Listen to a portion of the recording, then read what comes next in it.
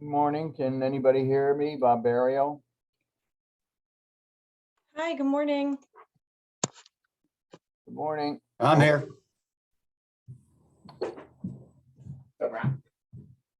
Morning, John. Yeah.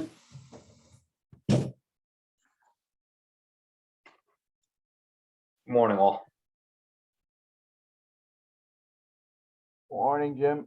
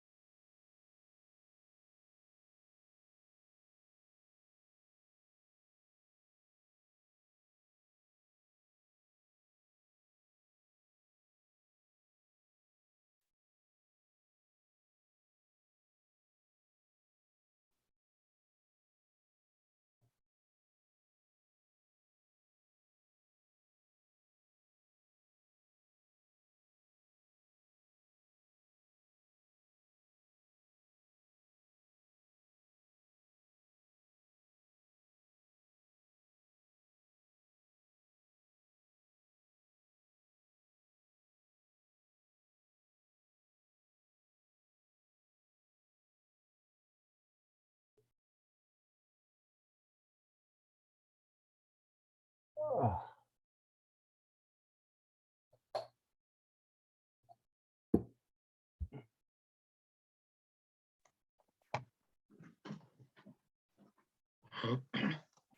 Good morning, Mr. Chairman. Happy New Year.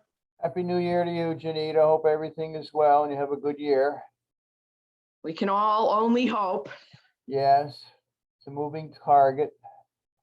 Yes, it is, sir. We have 9 participants, but do we have enough board members for a quorum? We need 3 to meet quorum. Okay, I texted David and I texted Cammy. John, do you know if Mike is in town? I know for sure Mike will not make it today. Okay.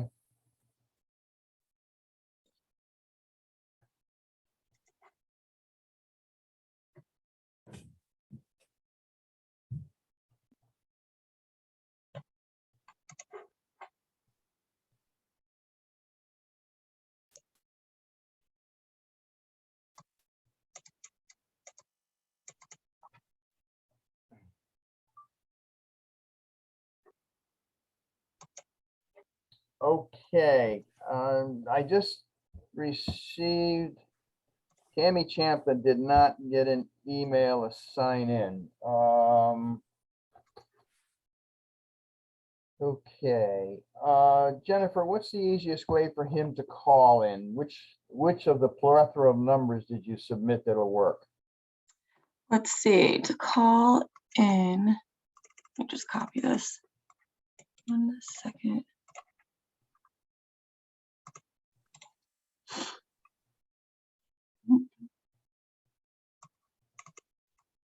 Okay, it's gonna be 301-715-8592. Let me repeat that. 1-301-715-8592. Yeah, correct. Okay, let me send that to him.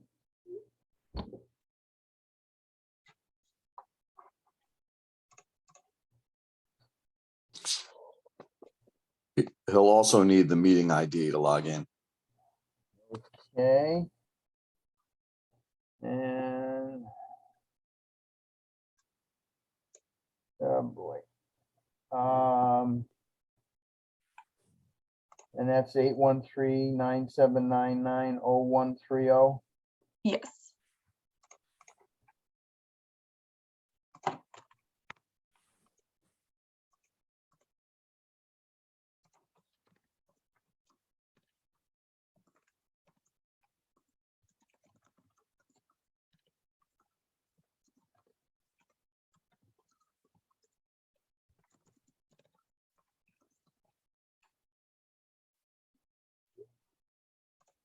Okay.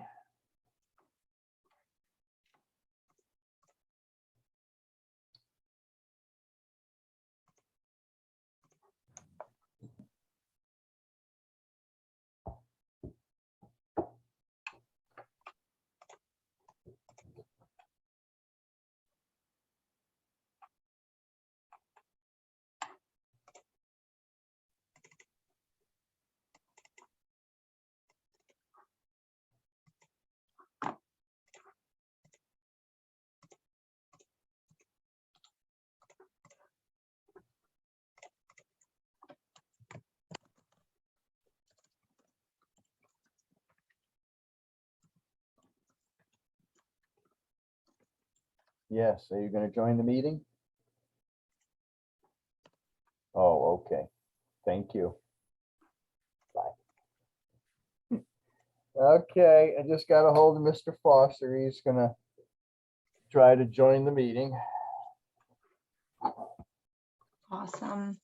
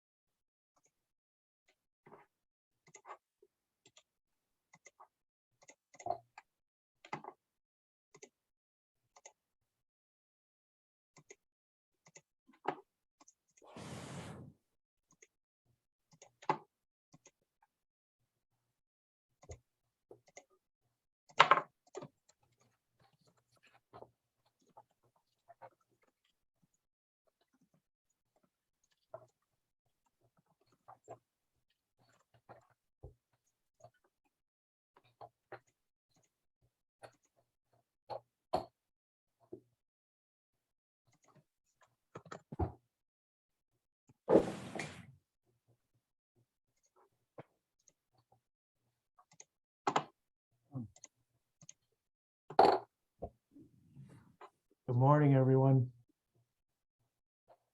Morning. Morning, Mr. Foster. How are you today? Deep in thought. All right. Happy New Year, Mr. Foster. Oh, you too, Gina. How are you? Good, sir. Sir, you're so formal. It's not going to change. It hasn't yet. No, I know. Ah, Hey, it's a new year. You can always start off a little new.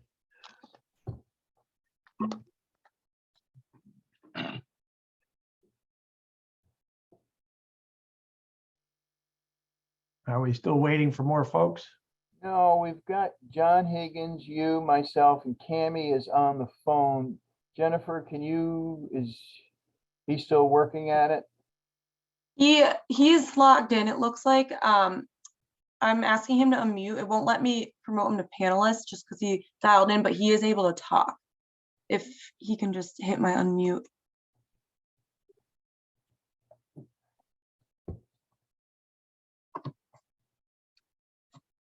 To unmute yourself on the phone, I believe it's *6 or #6.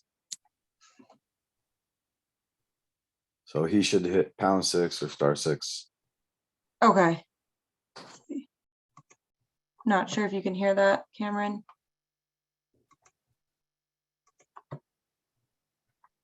Because he does have permission to talk.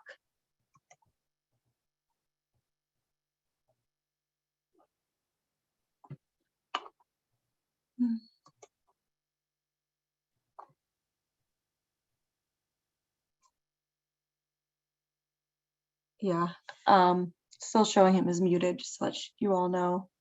Yeah, I'm gonna try to text him and see if this works. Okay, We are not technically smart individuals. there's a lot to know with this technology these days, so. Oh, boy, tell me about it. So I get it.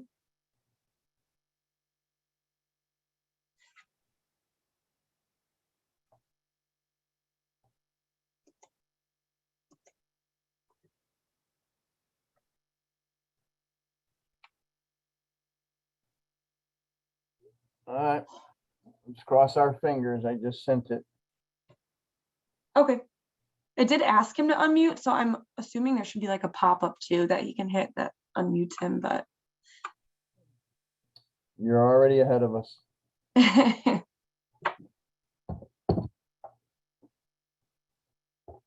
Yeah, unfortunately, if he's on the phone, he doesn't get any pop-ups. He only, Yeah, Oh, okay.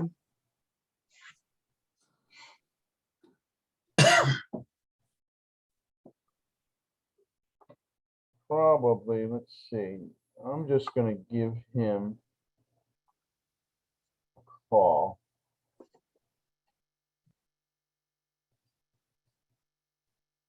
He said he did what it said. It doesn't work.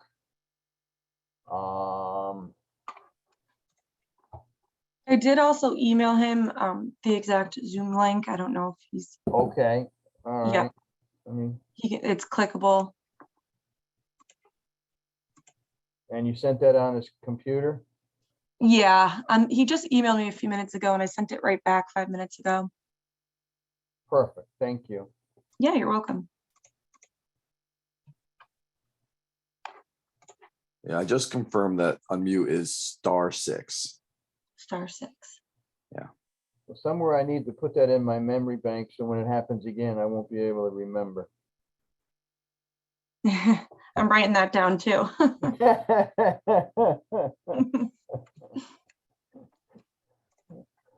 Uh,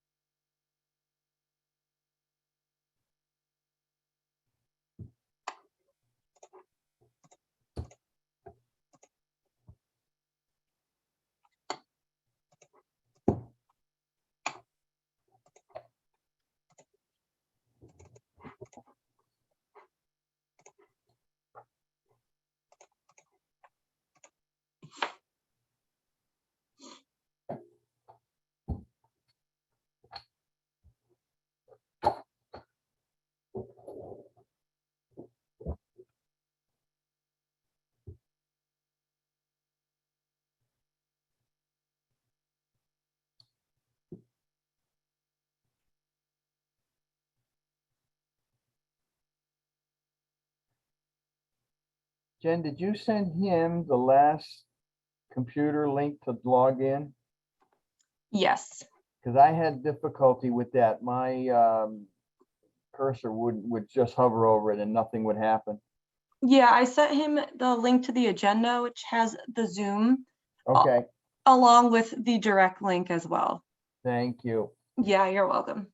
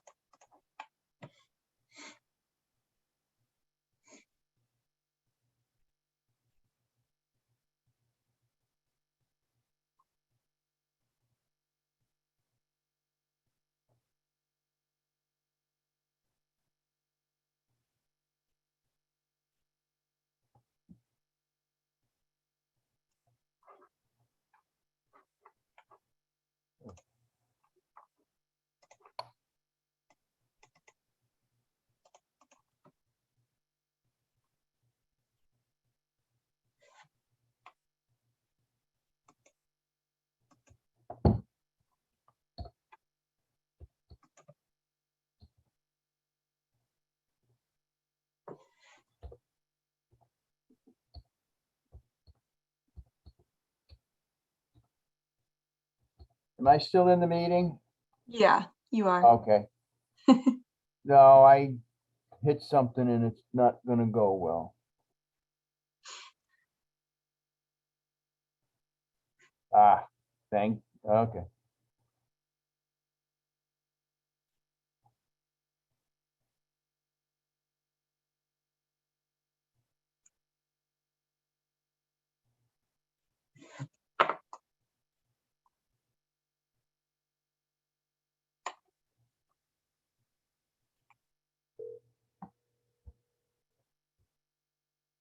I'm still trying, Bob.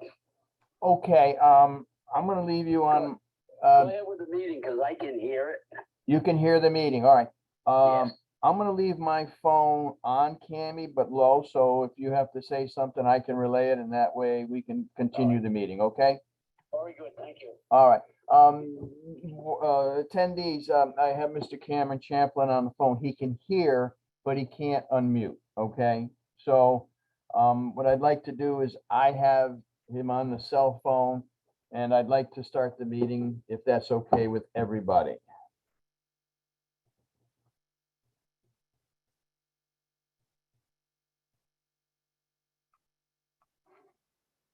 I'm by me. Yeah, go right ahead, Bob. Do your thing.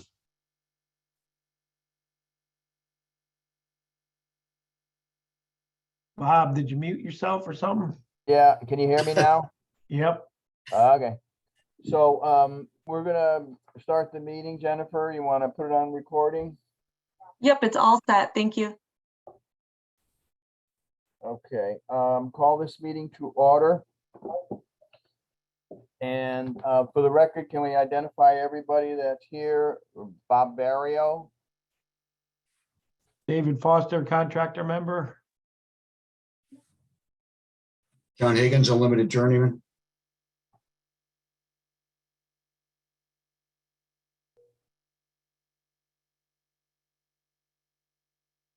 anybody else gonna identify themselves? Cameron Champlin? Thank you. Can everybody hear me now? Yes, Mr. Chairman. Yes. Okay. All right. Does the board want to identify itself, please?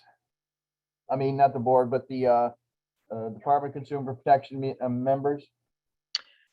Janita Hamel, Supervising Special Investigator for Occupational Professional Enforcement, Investigations Division. Paul Grabowski, Staff Attorney, Legal Division.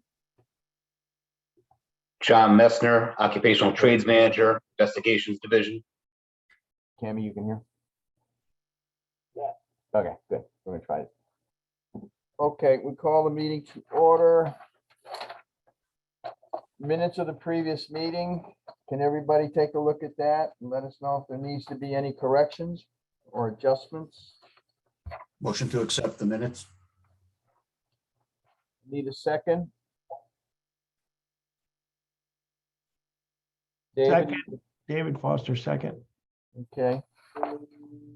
All those in favor signify by saying aye. Aye. Aye. Aye. Tammy, do you approve the minutes? Tammy approves the minutes as well. Okay, so comments or concerns of any person present today? I would like to thank everybody for trying to put this meeting together when we are having so much fun, and let's hope that we can get through this without any great difficulties. There were 2 DCP Investigative Division complaint status reports. Did anybody take a look at those?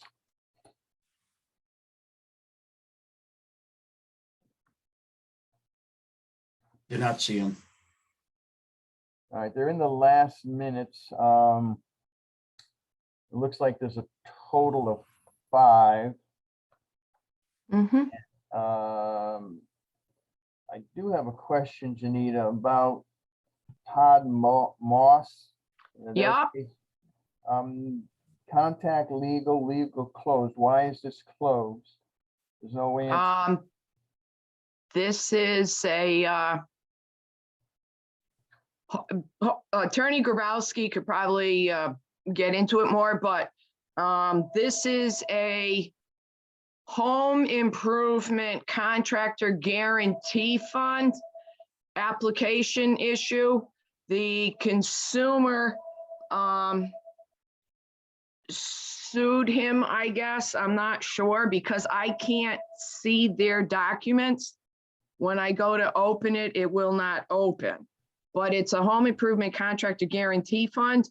And if you're doing occupational work, like what we do, heating and cooling, plumbing, electrical, fire protection, elevator, in a consumer's home, and we are all properly licensed, we are exempt from having to hold a home improvement contractor registration unless we are going to be doing work that's not associated with our trade, and we decide to build cabinets and we're going to tile floors, then we would need the home improvement registration. So when a consumer files a request to tap into, that contractor fund, you can pay me the money because the contractor did it.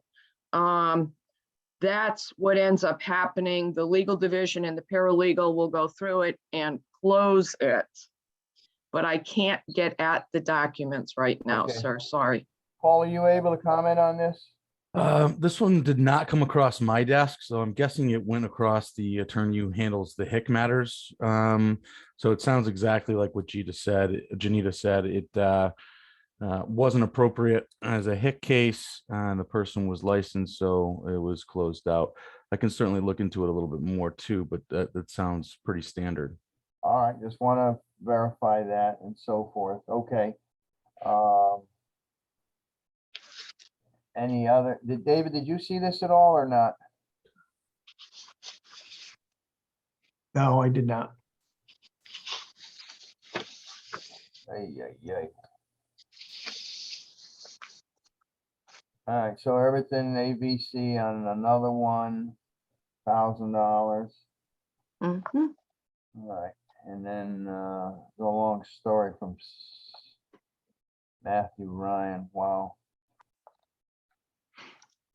Mhm. All right, good luck, guys. Any other questions on this? Okay, DCP Legal Division, are there any comments? No, nothing. We do have a couple application reviews, but those are separate agenda items, so I don't have anything. Okay. And old business, continuing review of out-of-state occupational trade license for determination of equivalency to Connecticut occupational trade licenses. There's some that are pending. And before I get into that, I would really like to make sure that everybody in the board has a chance to discuss this, and I don't think at this meeting this is going to be good because we only have 3 people. And we have Tammy is having difficulty because I'm sure he doesn't have all that information. So I would like to postpone this to our next meeting. And what I would also like to do is, not sure who we talked to, when are we going to have an in-person meeting?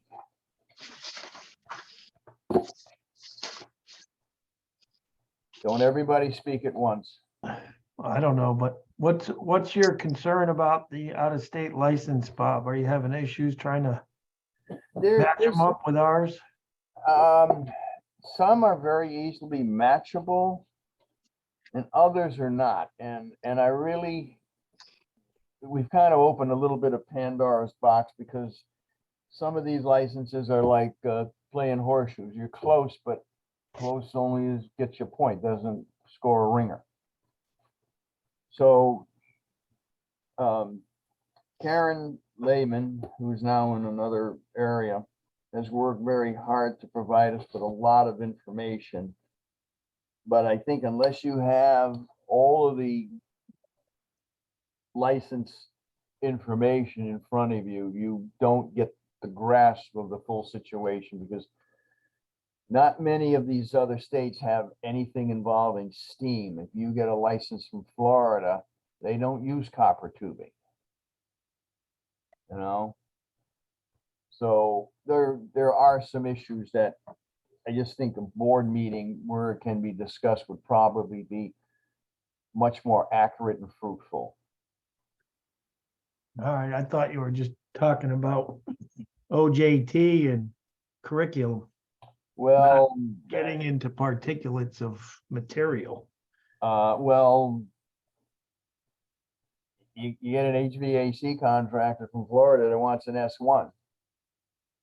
And what do? He's got licenses in various states, you know, and there is much more licensing coming out in a lot of the states.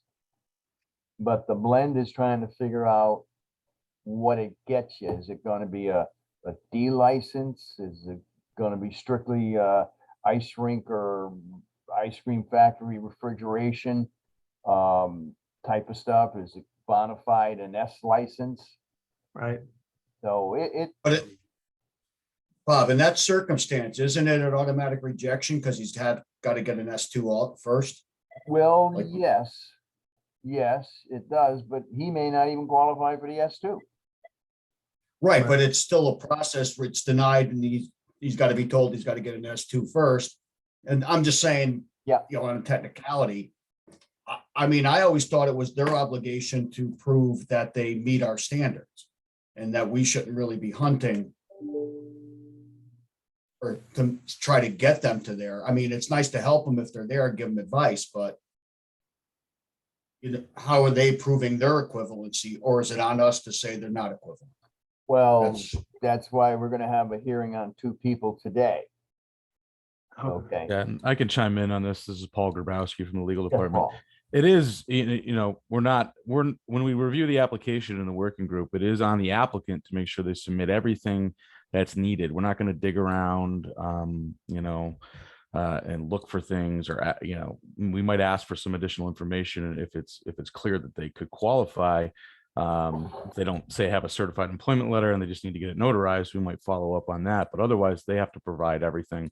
And we're not going to necessarily go through and say, hey, you may qualify for this, or you might qualify for that. It's on the applicant. It's their responsibility. And just to clarify another thing, so somebody who's qualified, say they have equivalency for a contractor's license, they do not have to obtain under the law journey persons first. If they have everything that's equivalent to Connecticut's contractor's license under the statute, the occupational statute, they don't have to first obtain a journey person. They can go straight to contractor. But that's if they meet pretty strict equivalency as far as experience and education. So that's how that would work. Right. And that's why, David, your question, you know, we'll get an application with 99 pages in it. And you try to read through all of that.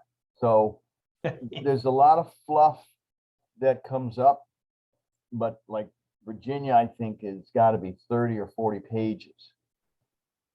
So unless, I don't feel comfortable unless the board looks at a lot of this stuff so that we can have a come to Jesus moment saying, yes, we agree with this, or they're lacking in this.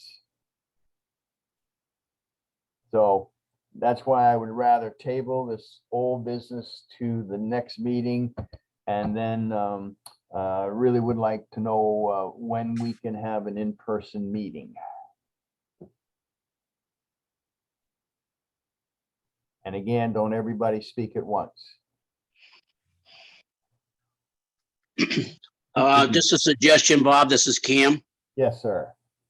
I mean, I don't know how this works, but if we can't officially have a board meeting in person, why can't we meet unofficially and discuss some of these things? And then when we get back to our Zoom meeting, we're all on the same page and know what we're talking about.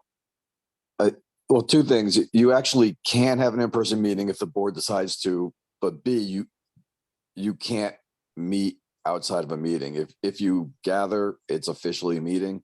And then if it hasn't been posted, it's an illegal meeting. Right. But if the board We decides, couldn't even available have for an in-person. information meeting. yeah, no, you can't. If there's a quorum of you discussing anything, it's a meeting. And if it hasn't been posted, it's an illegal meeting. But I you get it. can meet Okay. in person if you decide as a group.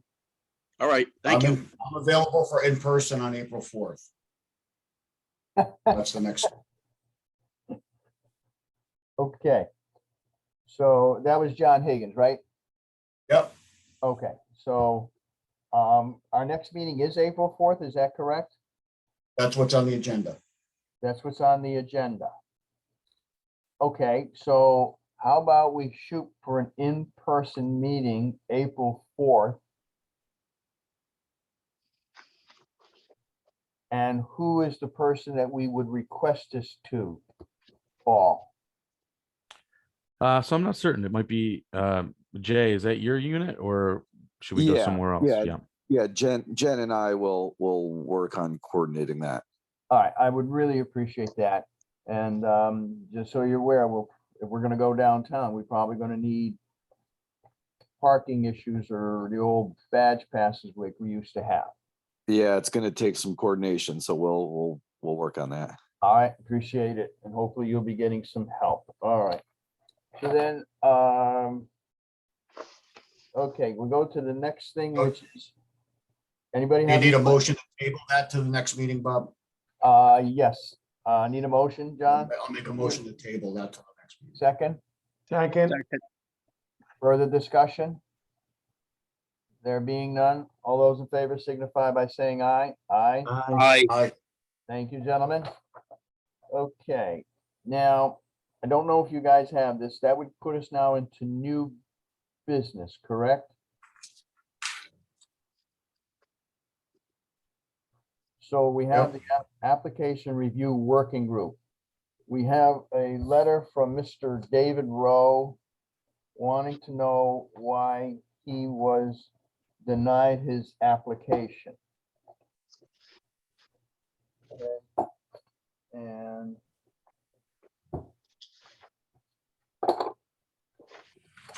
did you guys download any of that information or not? I don't remember seeing it come to me. Could be Okay, wrong. if, Yeah, me either. if you'll take my word for it, I will, I was one of the members that denied him. And I will read his application if that's acceptable.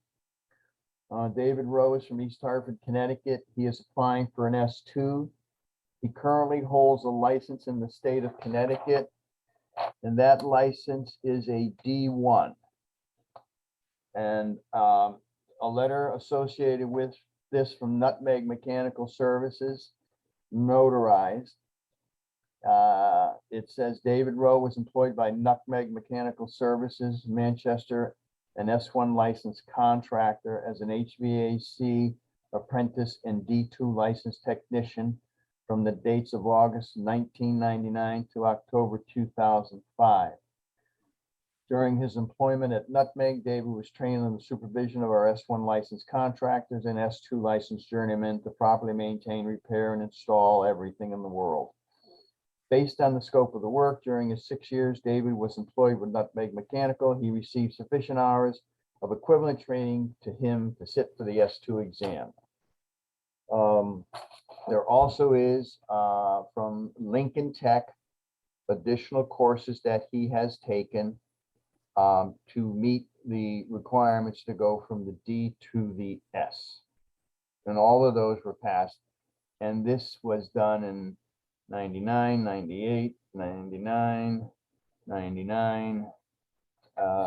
So he also has submitted a letter, and that was dated September 20th, to Karen Lehman, reference S2 exam. Hi, Karen, where do I go from here? I've consulted the DCP website that said in lieu of apprenticeship hours, I could submit notarized letters of company or letterhead for past or present employers with a description of the time worked and the type of work performed.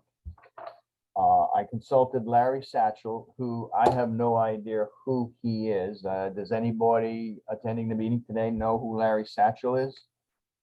Mr. Chairman, he is a Department of Labor apprenticeship training representative who works under DOL apprenticeship training manager Todd Birch. Okay, so according to Mr. Rowe, he consulted Larry Satchel, explained to him. He said the letter just needed to say how long I worked there and that I worked under an S1, S2 on related equipment jobs such as oil-fired equipment, steam and hydronics, etc. He goes on, he worked at Nutmeg Mechanical for 6 years, Stafford Mechanical for 6 years, doing boilers and oil at both places. I had a D2 since 2001 and a D1 for a few years. I submitted the letter, the application, my school transcript, a copy of my D1, and a check to PSI, which was cast, but the app was rejected, and I don't know why or what, if anything, I can do to resubmit. Is there anything you can tell me how to clarify the solution? Is there a specific time or day we can speak? I don't see the DOL link, that form that shows the hours of each type of work I would need. Is that what the letter should say? Do I need a specific breakdown of each type of work? I was never on the S2 apprenticeship, so the state has no hours logged for me for the S2. Out of school, I worked for Nutmeg or S1, and they rushed me to get my D2 so I'd have a license, yet I continue to be used for S2 work. I wanted and asked to be put in the S2 apprenticeship, was not. Same thing at Stafford Mechanical. Now I'm an HV instructor at Lincoln Tech in East Windsor, and they need me to have an S2 to stay employed. What do I do? I have over 20 years experience and have more than enough hours that would be required for the S2. I just was never on the apprenticeship. And he signs it sincerely. And he replied again about Larry Satchel, just submit letters and please clarify. So that's Mr. Rowe, and Mr. Rowe was rejected by the board, and the reason he was rejected, he was not registered and no apprenticeship. And just so you guys know, Mr. Rowe is on the call, and if you'd like him to, he can be unmuted to answer any questions.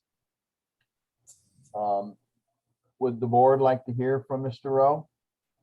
Just one thing. So in this time frame, he was working beyond the scope of his license and wasn't registered. So technically, Correct. was, yeah, okay. And Bob, he worked for multiple companies. He just didn't work for Nutmeg. He has indicated he worked for 2 companies, Nutmeg Mechanical and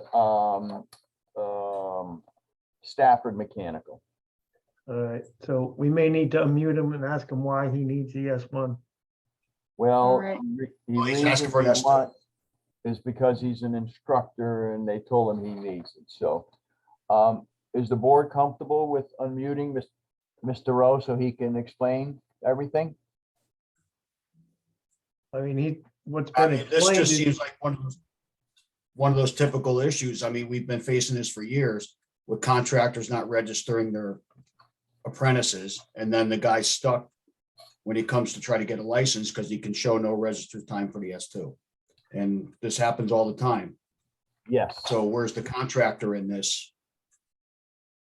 Not Yeah. registering. We do have on August 22nd, a notarized letter from Nutmeg.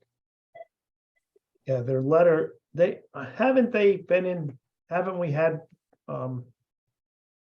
mechanics or unlicensed people or licensed people trying to get another license from Nutmeg before because they weren't registered? Are they notorious for this? Their name comes up a lot. Well, Yes, I agree. yeah, probably, I think it's probably best, in all honesty, that we unmute Mr. Rowe and let him present his situation and hear him out. And Mr. Chair, if I could just swear him in so that his testimony is under oath. All right, if you could do that, John, Paul, and unmute him too. Thank you.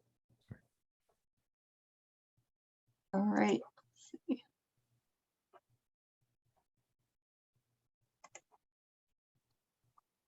Good morning. This is David Rowe. Good morning, Mr. Rowe. This is Paul Grabowski, the staff attorney. So I'm going to swear you in. I'm going to read an oath, and if you could just raise your right hand, and when I'm done, affirm by saying I do. Do you solemnly swear that the evidence you are about to give concerning the case now in question shall be the truth, the whole truth, and nothing but the truth, so help you God, or upon penalty of perjury? I do. Thank you. Good morning, Mr. Rowe. My name is Robert Barrio, and I'm the chairman of the board. We are here today and reviewing your request again. And you've heard everything that we have said, and if you could provide us some insight as to why or what we should do to change our decision. Well, I did submit some extra information. I don't know if that's going to help. I got a certified letter from, or a notarized letter from Stafford Mechanical as well to attest to the hours I have there. Unfortunately, I did what I needed to do to stay employed. I got out of school, got hired by a company that would hire me. They told me I should get my D2 first because it takes less time, so I did. They performed all types of S2 work. I worked with with technicians and kind of was trained on all that, had all the S2 schooling from what was Barron Institute, is now Lincoln Tech. I originally, had every intention of going for the S2. It's just, it was out of my control. I mean, what I didn't know, now I would know what to do. But back when I was 20 years old, I didn't know. I trusted my employers. Then you're making the money that you need to live. You have a job and you just continue to go with it, and I eventually left that company and didn't feel like I was getting the training I wanted. So I went to, even though I did have the experience, I felt like I needed a little bit more fine tuning. So I went to another company hoping for something different. And again, I probably spent too much time working for them, and eventually just went to a company that was a D1 and kind of did more refrigeration and HVAC, and kind of just abandoned, any possibility of getting that license. And I was trying to get out of the field. I didn't want to be in the field again or any longer because I'm getting a little bit older, and I was trying to transition to something else. I was looking at tech support and a few other, avenues, and I decided to take the job teaching, and they hired me. And I teach all the courses that they have here.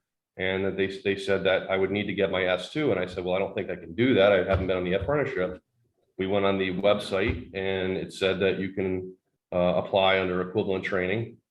And I said, well, okay, I mean, if that's possible, I'll give it a shot. So they sent me to the S2 prep class at IMTI, which I'd already taken anyway in preparation for my D1.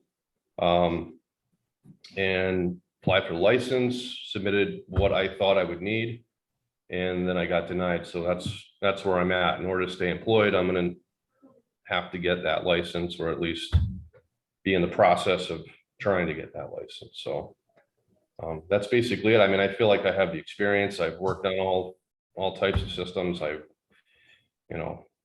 Should I have? Probably not in hindsight. But it happened. So I'm pretty much at your mercy here, and whatever you can do to help me, I'd appreciate it. You said you have a notarized letter from Stafford Mechanical? Yeah, I sent that to Jennifer. I mailed that to Jennifer, and then I also emailed a copy with a letter. I wrote a letter kind of breaking it down, because I was looking at the hours of what I actually would be missing.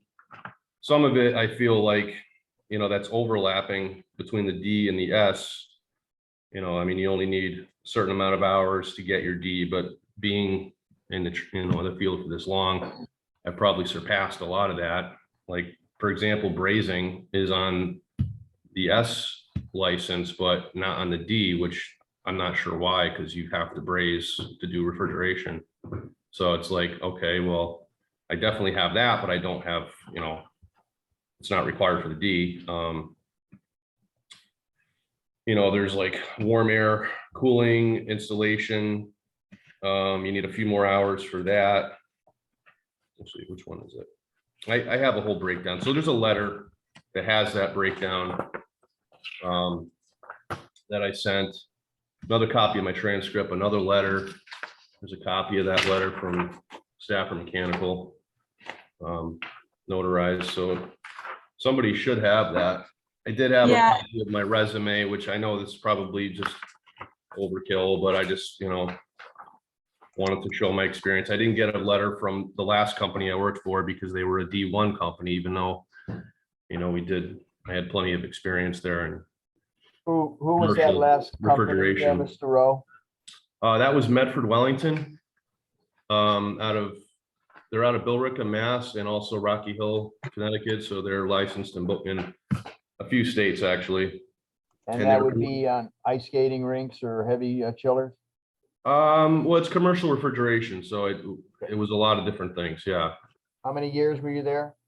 8 years. I ended up being the service manager, a field service manager after a few years. I did a bunch of different things for them. I did, sales and project management and recruiting and service. I was a service manager. I was a technician. We did a lot of restaurant refrigeration. We did all types of refrigeration, and commercial HVAC.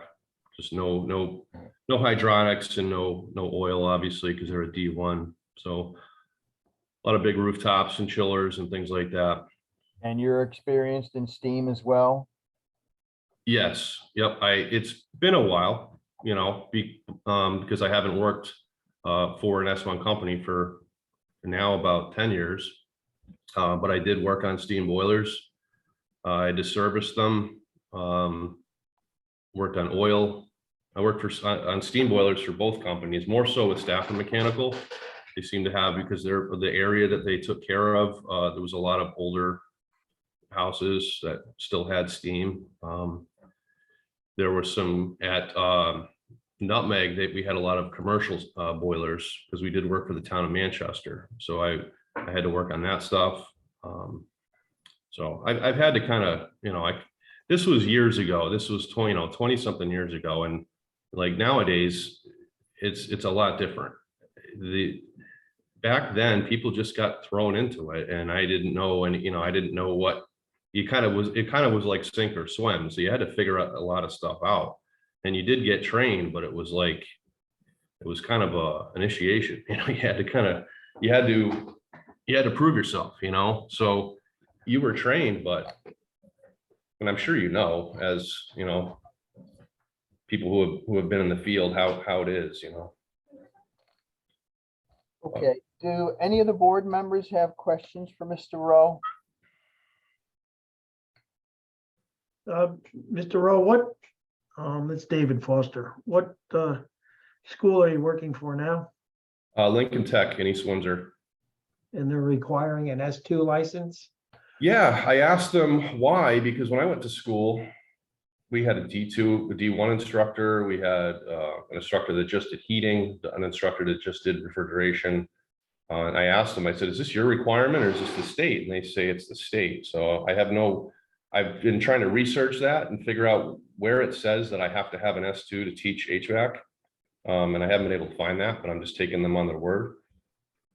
So. Yeah, I don't know about that. Does anyone here on the call know if that's a state requirement? Because I've never heard of it. Not to my knowledge. I was digging through some statutes on this the other day to address another issue, but I did not. I don't think there is such a requirement in state statute. Might be an accreditor that requires it, or it might be the school. Yeah, it could be an issue of accreditation, but I'm not. That may be through the Office of Higher Education if it's post-secondary. Mhm. So you'd have to check with that agency. Mr. Mesner, do you have any idea if that's a requirement? So two things. One, I think it's going to be an accreditation thing. That's what it was with the technical high school system that required the credentials to teach the occupational trades of which they were certified. I do have a meeting tomorrow with the Office of Higher Education, and I will inquire for the approved post-secondary schools if that is a requirement. We would appreciate that, John. Thank you. Not a problem. Any other questions for the board? Cammie, you have concerns? No, I mean, you said you worked on high pressure steam? It was a long time ago, but I did work on a little bit of everything. Yeah. Yep. We Yep, do they had have all the types of certificate. accounts. I can't remember a specific account because it was so long ago, but We have the certified letters from his employers. It was in the second submittable. It was with all the documents that were posted for this meeting, but we can pull that up if folks want to see the Stafford Mechanical and the Nutmeg certified letters. and I could probably get more detailed information, but I don't know how much they can dig up. You know, my past employers, I don't know how much they can dig up from 15, 20 years ago of what accounts they had. You know. That's probably going to be near impossible, Mr. Rowe. Yeah. But you know, I think you've presented your history. We can relate a little bit to it. It's one of those things, and you're not the first one to not be registered. You know, everybody wants to get somebody licensed so that there's a question of liability and legality, and then you get tossed to the wayside a little bit sometimes. And I do know very much what it's like at 21, 22, 23 years old. Mr. Higgins, do you have any questions or any comments? Really just, you reviewed his training or his schooling and you didn't have any issues with that, correct? No, I did not, John. It was really just that he wasn't registered. Yes, I don't know if that's the first time since we've been on the board we've heard that. Yeah. It's happening nowadays too. As I talk to my students, and there's some that are already hired in the field as they're going to school, and they have employers that are trying to get them their D2. And I've told them I give them all the information that I'm finding out right now on what hours are required. And I do explain to them that employers will try to get you to get the licenses that are easier to get, quicker to get, because they want you to be licensed. But you have to make sure that you stand up for your rights and you say, hey, I'm not going to work on this or that unless I'm on the apprenticeship, because I went through it and time goes by very quickly. As soon as you're getting the pay you need and you have a stable job, you just forget about it until time comes up where you absolutely need it. So I said, go for your S2 and make sure if that's what you want, that your employer is doing that for you. And if you're not, you need to go someplace where they'll do that for you, and don't end up like me, Well, you've hit the nail on the head. I mean, we would always register the apprentices, and we would get them if we had the coverage. We would do the S2s, But there was nothing saying that you can apply for a B1, I mean, a B2 or a D2 or an S10 or so, you can do that. But Mhm. you just got to get registered for the S2. So you can so you can get registered for the S2 and then apply for a D2 or a B2? Yep. Oh, so that's what they should have done. Well, woulda, coulda, shoulda. Jeez. The board members, are you guys comfortable? Yeah, I mean, Bob, or Tammy Nutmeg does a lot of commercial buildings, so I'm sure he had the commercial steam experience, as he says in the past. It is hard to remember. Yeah, no, I understand that. That was one of the things I wanted to clarify, that, if he worked on high pressure steam, that's a lot different than low pressure steam, as you know. Yeah. And Cammy Yeah. too, they did work on ammonia systems. Yeah, Mr. Rowe, are you planning ever to get back into business, or you're gonna be comfortable with being a teacher? I'm honestly considering going back to college. I went to college for a little bit before I went to tech school, and I never got a degree. So I like teaching, actually. I never thought I would like it, but I do enjoy it. And if I can continue to do this for a while and possibly go back and get a degree that I never was able to get, something else, who knows? I may go back for engineering, or I may go back for for computers or something. I haven't decided yet, but I'm in my mid-40s. I mean, I don't have any plans of starting a business at this age. I may go, who knows? I may go back in the field, but I wouldn't get a job that I wasn't comfortable getting, regardless of my license, Okay, I need a But- motion about this application. Mr. Higgins, are you interested? Yeah, I don't have a problem with Mr. Rowe. I do have a problem with the contractors that are, they put certified letter or notarized letters stating that they've done something. So I'll make a motion that he be granted the S2, but that this be passed on to whatever department to address employment, having people work over their license type. Thank you, John. I need a second. I'll I'll second it. second it. All right, any further discussion? There being none, all those in favor signify by saying aye. Aye. Aye. Mr. Rowe, you've been approved to sit for the S2 exam, Thank you very much. and there's a big favor we would really appreciate. Just keep hammering the kids. You gotta get registered, you gotta get documented, and then all of this stuff goes away. I will, definitely. Thank you, Mr. Rowe. You All right, I have a nice appreciate it. years. All right, you too. Thank you very much, everyone. Okay, All right, take care. yep. All right. Hey, Bob, I know we've done this before. Who have we referred this to in the past? I'm just curious. I can't remember. We When the can ask contractors we can certified ask- that they. enforcement Good. to send out a letter, especially with this guy, because he had a notarized letter. I don't think we gotta push them hard, but I think we need to send them something, Janita. Can you handle that? Mr. Chairman, I think the standard that has been done is you as a group need to vote to refer them to investigations, the two contractors. And then after your meeting, then Jennifer would send that information to Pamela Brown and myself, requesting that these two contracting companies be investigated for using this gentleman without being a registered apprentice. Okay, someone want to? I will make that motion, Bob. I need a second. Second. Further discussion, there being any? All those in favor signify by saying aye. Aye. Aye. And for the record, I think we gotta send one to Nutmeg and one to Stafford. Correct. Okay. Jennifer, can you handle that for us after the meeting? Yeah, no problem. Thank you, Jennifer. Appreciate your help. Okay, so the next applicant that is requesting, he was denied, is Mr. Christopher Hutchins. Is he in the meeting? He is here, yes. He is here. Okay, so what I'm gonna do is, I'm gonna reply, bring his application up, and since the board doesn't have it all, I'll go through the particulars.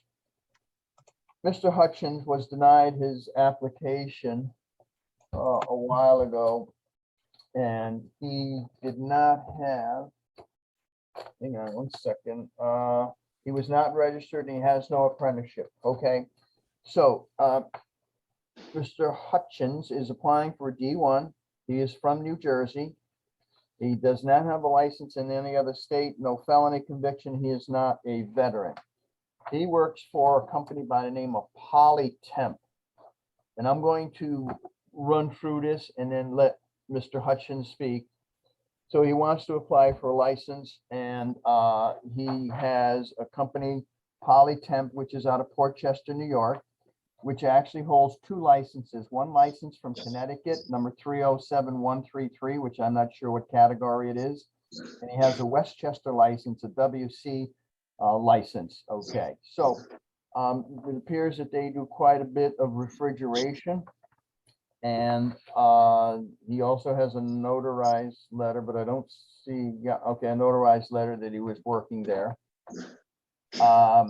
He has had a bit of time. He's been there since 2007 to 2021. It appears he's vice president of sales. I'm not sure. He's had many roles, and he graduated with a BA from Susquehanna University. And he then identifies, his license, contractor record for Connecticut is a D1 license. Okay. So it goes on for a little bit. It appears he's taken all of the classes at Penn Foster. Okay. And he has passed all of those. So with that, I ask the board, is it okay if we allow Mr. Hutchins to speak? Sure. Fine with me. Sure. All right, Paul, you wanna swear him in and then mute him? Yes, Mr. Hutchins, can you hear us? Sure, I sure can. Great. I'm going to read the oath, and once I'm finished, if you could just affirm by stating I do. So if you could raise your right hand.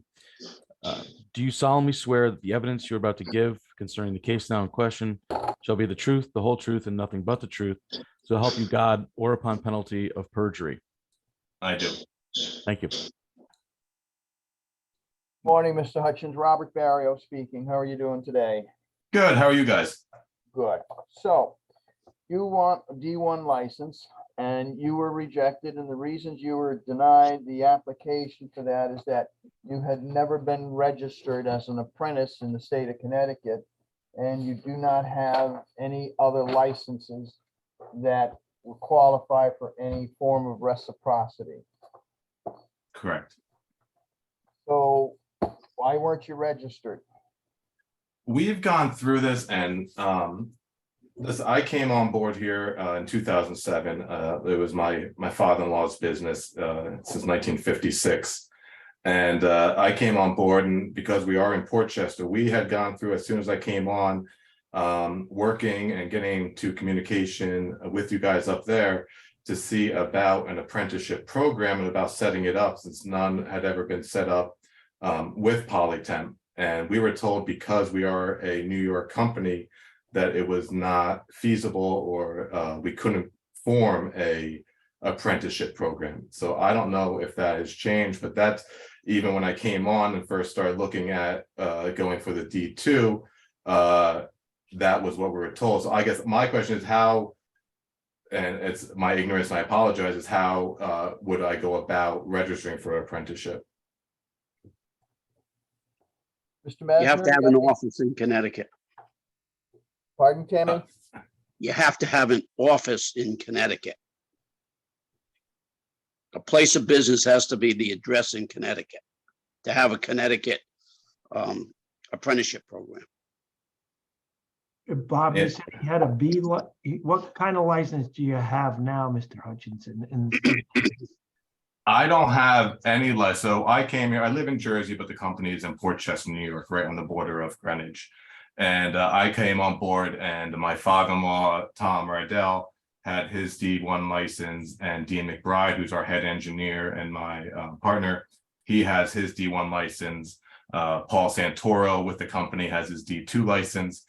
To be honest with you, the Tom Rydell and Dean McBride got their licenses, I believe, the first year that they were made available when they were up in Hartford for another issue, and they were told that they're implementing the licensing program and gave them a 10-question or 20-question test to get the license at that time, way back when.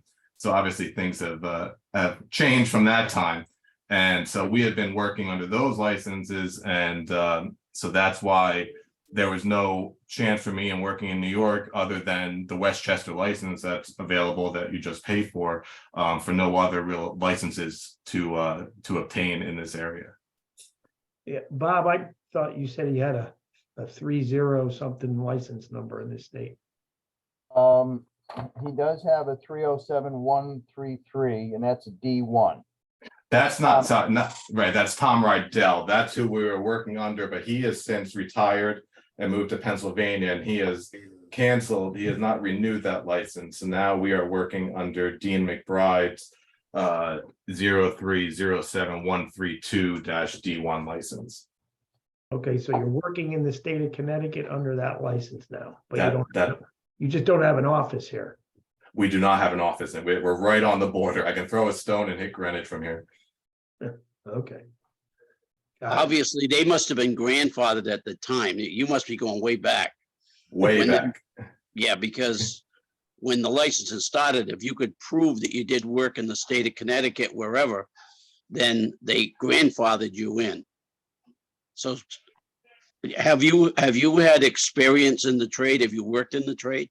Yeah, so as my the letter that I sent in, in 2007, I came on board as really a salesman, but because of mine looking forward to taking over the company at one point, we made it a point of each year taking a certain aspect of the job and going out in the field with the guys just to observe and do some of the work, not necessarily in Connecticut, but also we do a lot of work in Westchester, obviously. But going out there and going through so I've done refrigerant piping, I have, I've done sheet metal work, I've done, service work, riding with my father-in-law at the time, with our head mechanic, Paul Santoro, who has his D2 license. So over the years, I have had I still do, obviously, going out and having quite a bit of experience in the field. And that includes commercial refrigeration. No, we really don't. We don't do any commercial refrigeration. The only real refrigeration we do is residential, split systems, mini splits, things of that nature. No big commercial applications. Because the D2 or the D includes, that's an unlimited commercial license.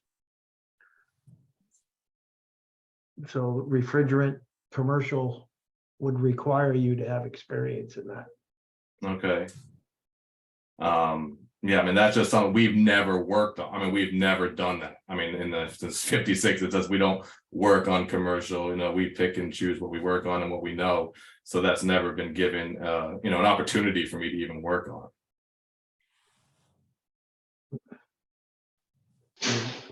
Do we have? So you currently have a D1 that is taking out the permits, correct? That's correct. And did he go through an apprenticeship program, or what did he do? That D1 was Dean McBride's D1 was he, as the grandfather clause that you were just talking about, leaves at the same time. He's been with the company for Tom and Dean have both been here 50 years, working for the original owner. So they've that was all done that, Dean is our head engineer. He did, I've learned from him about designing the layout of the jobs, the ductwork and all that. So again, he was not in the commercial. And Tom Rydell, the one that we used to work under back in the day, he started off with his father way back when. He might have worked on some of that back then, but it wasn't something that we never pursued. So are you just working on residential air conditioning? Is that what you're doing? More or less, we will do some commercial, rooftop units, but no refrigeration applications. Yeah, nothing above 35 tons of. Exactly. Is there a license that matches that for air conditioning only in the state of Connecticut, Bob? I can't even remember. Not really. It is what it is. I mean, we have 20 some odd categories of licenses. You can't slice and dice them too many times. There's nothing left of them. Cooling is cooling. Okay, so you can, all right. So you don't have an apprenticeship program set up as yet, right? And I don't think we can unless I move the company, an office to Connecticut. John Mesner, what are the requirements for that? Is that accurate? I'm not downing Mr. Champlin. He's a book of knowledge. Yeah, good morning again. Yes, that is correct. I would have to verify with Todd to see if there would be, I believe that they could have an office. So if there was an office location, doesn't necessarily have to be where their day-to-day operations go out of. But again, I would have to just verify that with Todd Birch. That could be a mailing box, right? I believe so, yes. I don't think so. I think they have to have a physical location in Connecticut. Okay. I was told in the And past. I could be wrong. No, go Um, ahead, Mr. Cushions. That's exactly what I was told in the past too, that it has to be a actual, not a PO box. That was a question I had asked at the time also. Hold on one second. Janita, you want to chime in on that? yes, Mr. Mesner, yes, Mr. Chairman, Mr. Hutchins and Board Member Champlin are exactly correct because the Department of Labor Apprenticeship Training has always held that in order for an out-of-state company to have an apprentice program in the state of Connecticut, they must have an actual physical location in the state of Connecticut. I am not sure that that has changed, but since Mr. Mesner is going to contact his counterpart, Todd Birch, that could be clarified further, but to my knowledge, they must have a physical location in the state, not a PO box, and it can't just be a storefront with a table and a phone. It has to be some type of a suite, some type of an office where they're getting mail and they're working out of it. Yeah, and that's just not a feasible option for us. I mean, we have a pretty substantial sized warehouse here that we make all our own ductwork with the plasma and everything. So everything is done through here. Well, there's short term and long term if you're working in the state of Connecticut, and you got to figure out a way to handle it. I'm just telling you the reality of it. It sounds like you have an option. I don't think the board, this is Bob Barrio speaking here, Mr. Hutchins. You have an option to figure a way out. And if you're going to work in the state of Connecticut, you got to have Connecticut licenses to do it, and you currently do. But as you look down the road, there's nobody else other than Dean McBride, and he's the key, because as long as he's in your employ, you could set up an apprenticeship program in the state of Connecticut. That's an option. So how you figure it out, I'm not sure.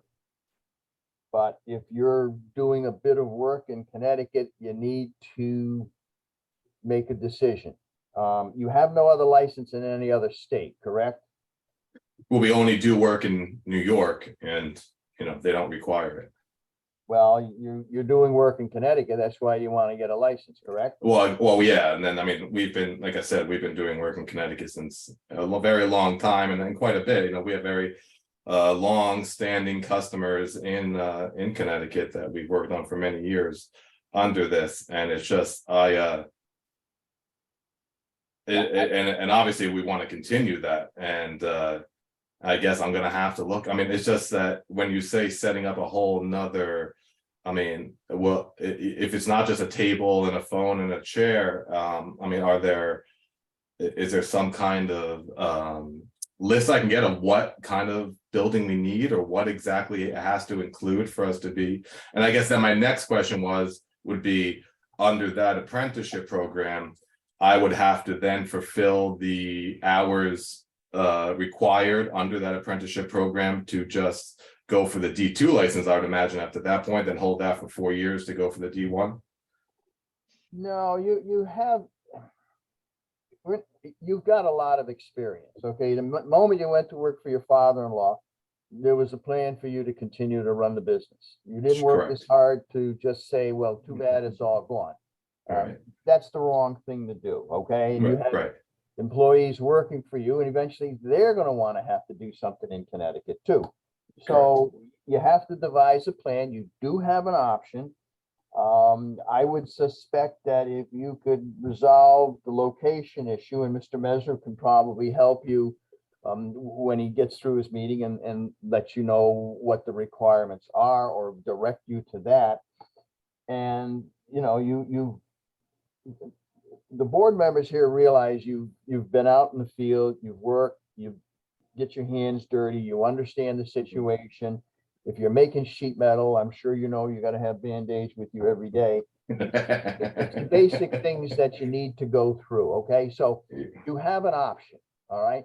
Now, to get registered for 2 years, I don't think, and I'm just speaking for myself, not the rest of the board, Mhm. you may not have to go the 2 years because you've got a lot of experience, but you got to get registered or have Okay. another license and then something that gives us some reciprocity to do this, okay? That's the point, Okay.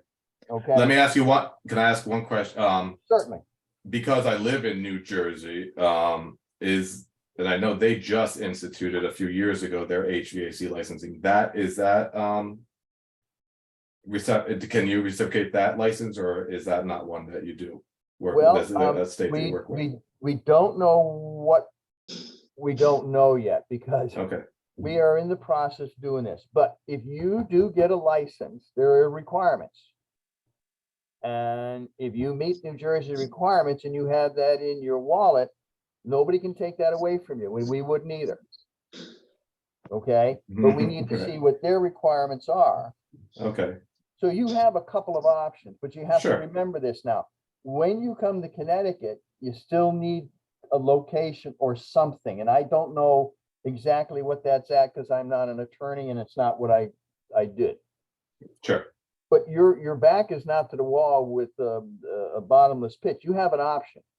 You have a couple of areas. And when you bring up New Jersey, if you're working in New Jersey and you can obtain their license, wonderful. Right. Right, and that's not something I'm doing right now, but that was my question. But I think my next steps will to speak with you about what exactly is needed for our office in Connecticut. And obviously, I want to keep working in Connecticut, so that's I think right now my only option, and that's what we're going to have to explore and see what exactly I want to get this done and taken care of. And so I guess that's what I'm going to have to explore and get taken care of. All right, Mr. Mesner? Do you? Yep, I'm here, Bob. You're going to meet with, or you're going to be talking to Todd the next few days? Yeah, I'll reach out and I will follow up with Chris on what the requirements are, and or I will give him a point of contact to establish that. I appreciate that. So, board members, are you comfortable with my discussion with Mr. Hutchins? Yep. I am. Okay, so that being said, I need a motion on this application. Make a motion to deny the application as submitted. I need a second. Tammy? Further Second. discussion? Any further discussion? All those in favor signify by saying aye. Aye. Aye. Okay, so Mr. Hutchins, you have a direction, you have an option, and Mr. Mesner normally says what he's gonna do, he's gonna do. So that's a contact that you can explore and stay in touch, and hopefully you can get through this. I really appreciate your guys' time and pointing me in the right direction. Should I get in touch with Mr. Messer, or will he be reaching out to me? I'll send you an email probably following this conversation, just so you have my contact information. Perfect. I really, again, guys, I appreciate your time and understanding where we're at. Please understand, we're not trying to deny you a license. We're trying to help you direction to get the license. No, and I totally get that. And this went better than I had, it's better. It's like you said, my back's not the wall and I have options. So that makes me very happy. All right, sounds good. Thank All right, you. guys. Thank you very much. Have a great and happy New Year. You too. Take care. You happy New Year to you too. Okay, so on new business, there's also another item about the G2 license application, discussion regarding the procedure for the processing. I want to put that on the April meeting as well. Can I get a motion on that? Bob, how about the other guy that's on there, Seamus Holcomb? He is not going to appear today. He's going to Okay. appear at the next All one. Right. So I do need a motion for the G2. I'll make that motion. All right, so that will be carried over to the April meeting. I need a second. Second. Further discussion? There being none, we're going to move that. If you could put that on the agenda, Jennifer, thank you so much. Sure thing. Okay, correspondence, there's not being any comments or concerns of any person present today. Anybody not happy with the meeting or have some comments? Did a fine job. Hey, Bob, As usual. Thanks. Happy New Year. just had one question. There is a D4 license. That's a refrigeration air conditioning license. Would that have Well, helped? that's a specialty license. Yeah, that's what it's looking like, a processing food or something. Yeah, that's like grocery stores, rinks, ice skating rinks. So Yeah, okay.